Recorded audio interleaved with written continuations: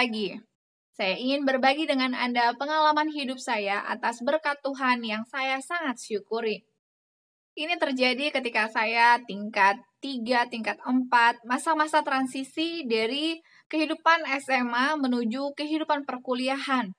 Saat itu saya masih termasuk sangat polos dan dengan sifat yang melankolis dan flekmatik, jadi saya ini termasuk orang yang perasa, mudah menangis dan menyimpan semuanya di dalam hati.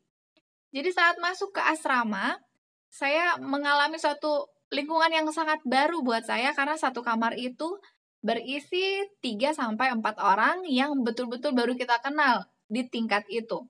Dan kamar mandinya pun kamar mandi bersama. Jadi saya belajar untuk beradaptasi di sana, namun cukup sulit buat saya. Karena saya merasa orang-orang yang saya kenal itu satu angkatan adalah orang-orang yang baik semua, jadi saya mudah percaya pada orang. Lalu satu kali ketika saya pergi bersama-sama dengan teman-teman ke kantin, saya menyimpan dompet di atas meja makan di kantin. Lalu saya bilang sama teman di samping kiri kanan saya, titip sebentar ya dompetnya ya, saya mau ke toilet. Oh iya, kata teman-teman saya. Lalu saya pun pergi ke toilet dan kembali. Ketika saya mau membayar makanan yang sudah saya pesan, saya melihat di dompet saya, uang 100.000 satu lembar yang satu-satunya ada di dalam dompet saya itu hilang. Lalu saya tanya kepada teman-teman saya, mereka pun menjawab tidak ada yang tahu kemana hilangnya uang itu. Saya pun mulai, mungkin bukan mereka, mungkin ada yang lain, atau mungkin saya lupa menaruhnya di mana. Puji Tuhan saya masih punya uang di dalam saku kantong, jadi saya masih bisa membayar apa yang saya pesan. Kejadian yang lain di dalam laboratorium komputer, saya menaruh handphone saya di atas meja lab komputer.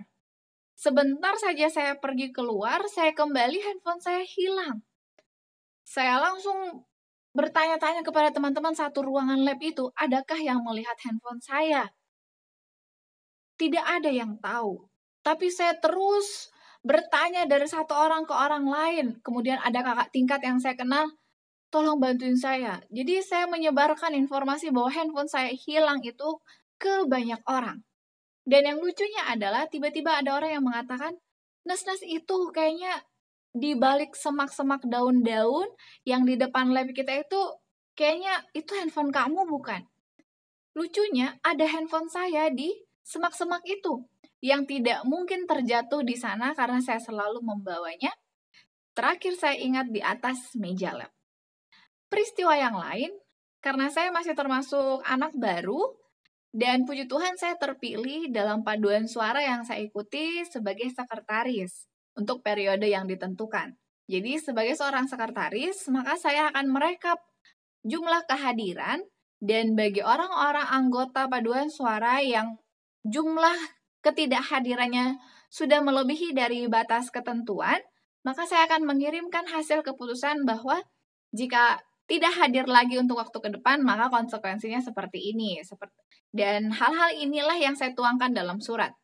Dan saya juga yang mendistribusikannya kepada orang-orang yang bersangkutan. Waktu saya mau masuk ke dalam gedung asrama, ada satu pintu kamar dari teman-teman saya yang agak terbuka sedikit. Dan saya mendengar dari luar bahwa mereka sementara membicarakan saya. Seperti, kok si Agnes yang terpilih sebagai sekretaris, kan dia masih baru. Pokoknya kalimat-kalimat seperti itu. Saya pun di dalam kamar berpikir, ternyata orang-orang yang saya pikir baik-baik semua, berbeda-beda pola pikirnya. Ada saja yang cemburu, ada saja yang tidak suka pada kita, dan hal-hal seperti itulah yang membuat saya khawatir berada di lingkungan itu. Akhirnya saya pun merasa, sudahlah, uang kuliah di sana saat itu cukup besar. Abang saya pun sementara berkuliah, jadi kami berdua kuliah itu artinya orang tua saya terbeban cukup besar untuk membiayai perkuliahan kami yang cukup panjang, sekitar 8-10 semester.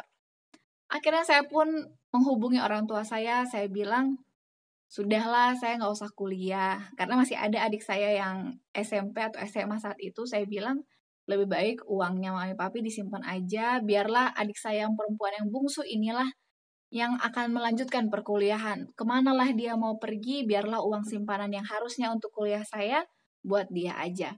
Karena menurut saya sangat susah bagi saya untuk beradaptasi dengan lingkungan orang-orang yang begitu berbeda karakter. Saya pun menyampaikan unek-unek saya kepada orang tua saya, dan dengan sedih orang tua saya datang ke kampus dan saya pun sempat menandatangani surat drop out, jadi keluar dari kampus. Tapi ketika sampai di rumah, saya mendengar bahwa orang tua saya sungguh bersedih dengan keputusan saya. Ketika saya dengar kesedihan orang tua saya, hari yang sama juga saya sampaikan pada orang tua saya mohon maaf untuk keputusan saya tadi, saya mau kembali lagi kuliah. Jadi orang tua saya di rumah mendoakan saya dan kembali mengirimkan saya ke kampus. Di asrama saya kembali melihat orang-orang yang tadinya menyakiti hati saya. Tapi di samping itu, di dalam kamar saya datang kepada Tuhan.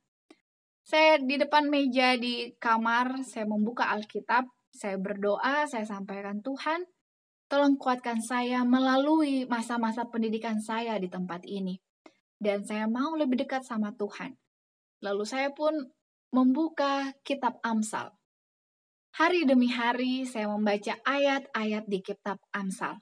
Dan ayat-ayat itu menerangi pikiran saya, menerangi jalan hidup saya. Dari firman Tuhan yang saya baca terus-menerus, saya menyadari bahwa ada banyak orang yang tidak sepaham dengan kita, dan saya harus bisa bergantung pada Tuhan untuk melewati setiap masa-masa yang sulit. Saya sangat bersyukur kepada Tuhan dengan kebaikan firman Tuhan. Saya berhasil melewati masa-masa pendidikan di perkuliahan dengan baik. Firman Tuhan dapat menjadi terang bagi jalan hidup kita. Inilah hal yang saya syukuri. Saya rindu Anda dapat memiliki hal yang Anda akan syukuri. Mulailah dari hal-hal yang sederhana, yaitu hal-hal yang kecil. Baik, mari kita lanjutkan bacaan renungan pagi kita hari ini di tanggal 11 Mei dengan judul Dalam Menjadi Terang Dunia. Ayat intinya tertulis di dalam Yohanes 8 ayat yang ke-12. Maka Yesus berkata pula kepada orang banyak, katanya, Akulah terang dunia. Barang siapa mengikut aku, ia tidak akan berjalan dalam kegelapan, melainkan ia akan mempunyai terang hidup. Penjelasannya, hari itu pagi, matahari baru saja terbit di atas bukit Zaitun, dan sinarnya bercahaya dengan terang yang menyilaukan atas istana-istana pualam, dan menerangi emas pada tembok-tembok bait suci. Ketika Yesus menunjuk ke situ, ia berkata, Akulah terang dunia. Oleh seorang yang mendengarkan perkataan ini, perkataan itu lama kemudian digemakan kembali dalam kalimat yang indah. Dalam dia ada hidup, dan hidup itu adalah terang manusia. Setiap orang yang disucikan oleh kebenaran adalah seperti terang cemerlang yang bersinar, memancarkan terang kepada semua orang di dalam rumah itu. Perbuatan baik akan dinyatakan dalam tiap-tiap orang percaya yang benar. Tuhan tidak dapat menerima suatu apapun yang kurang dari kesempurnaan tabiat, seluruhnya untuk Allah. Suatu pekerjaan setengah hati akan bersaksi di hadapan makhluk surgawi bahwa engkau telah gagal meniru teladan itu. Para pengikut Kristus harus melebihi sebuah terang di tengah-tengah manusia. Mereka adalah terang dunia.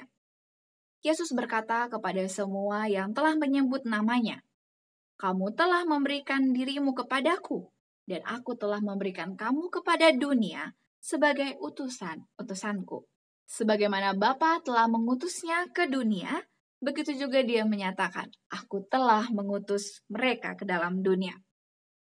Walaupun juru selamat kita itu adalah sumber terang yang besar, jangan lupa, hai orang Kristen, dia dinyatakan melalui umat manusia. Berkat-berkat Allah diberikan lewat perantaraan manusia. Melalui engkau, malaikat-malaikat kemuliaan menunggu untuk memberitakan terang dan kuasa surga kepada jiwa-jiwa yang segera akan binasa. Jika Kristus tinggal dalam hati, tidak mungkin untuk menyembunyikan terang kehadirannya. Apabila terang dunia lewat, hak-hak istimewa muncul di dalam semua kesukaran, peraturan dalam kekacauan, sukses dan hikmat Allah di dalam apa yang telah tampak sebagai kegagalan. Karunia terang dan hidup datang kepada kita bersama-sama. Aplikasi baik kita hari ini, jangan sepelekan firman Tuhan yang adalah kekuatan Allah. Firman itu akan menjadi terang bagi kita. Dengan semakin sering kita menyelidiki akan kebenaran Tuhan, Tuhan akan memberikan terang kepada jalan-jalan kita yang gelap. Saya sudah merasakannya, saya percaya jika Anda pun bergantung kepada Tuhan, jalan akan terbuka bagi Anda. Slogan kita awali hari ini dengan renungan pagi. Saya rindu kita semua senantiasa memiliki waktu pribadi untuk bersekutu dengan Tuhan. Saya sudah mengalami luar biasanya kuasa doa. Saya rindu kita semua turut merasakannya. Jika ada di antara Anda yang ingin turut didoakan, mari tuliskanlah usulan doa Anda dan kiranya Tuhan akan segera menjawab permohonan kita. Terima kasih banyak. Mari esok hari kita lanjutkan mendengar bacaan renungan pagi. Sampai jumpa, jagalah kesehatan kita, dan mari kita terima berkat Tuhan setiap hari. Amin.